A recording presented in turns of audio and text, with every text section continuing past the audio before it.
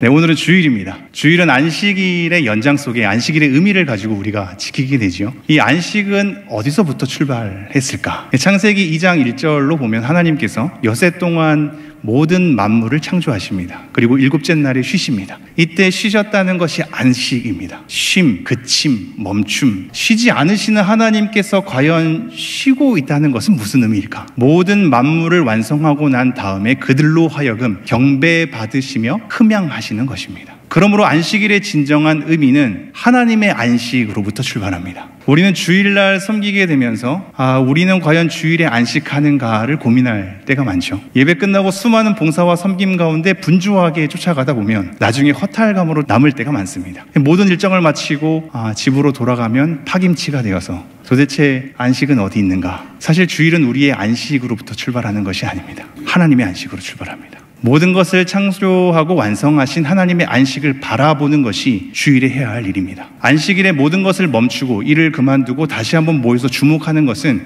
우리의 평안을 찾는 것이 아니라 하나님의 안식입니다. 하나님의 안식을 바라보고 하나님을 주목하는 겁니다. 그래서 안식일을 지키기 위해서는 10계명 가운데 제4계명 안식일을 기억하여 거룩히 지키라 라는 이 말씀이 출애굽기 20장에도 등장하고 신명기 5장에도 등장합니다. 즉 안식일 준수에 대한 근거를 창조로 가져오고 있습니다. 우리가 해야 할 일은 우리에 대한 평안과 안도가 아니라 하나님의 안식, 그 하나님의 안식을 어떻게 바라봐야 하냐면 하나님의 창조와 구속을 바라보는 것으로 우리는 주일을 섬겨야 합니다. 그래서 예수님께서 이것을 기가 막히게 성취하셨죠. 고린도후서 5장 17절에 보면 새로운 피조물이 되었고 이전 것은 지나갔고 새 것이 된 우리의 존재, 즉 이것은 창조와 구속의 완성이 예수님을 통하여 우리가 창조와 구속의 근원이신 하나님 앞에 나아가는 것, 이것이 우리가 주일에 해야 할 일입니다. 주일날의 예배 때 집중이 잘 안 되고 또 수많은 이후의 봉사와 섬김으로 허탈하게 보냈다면 멈춤의 시간을 가져주십시오. 그냥 집에 가서 수고한 나에 대해서, 파김치된 나에 대해서 매 주를 맞이하지 마시고 잠깐 멈추셔야 합니다.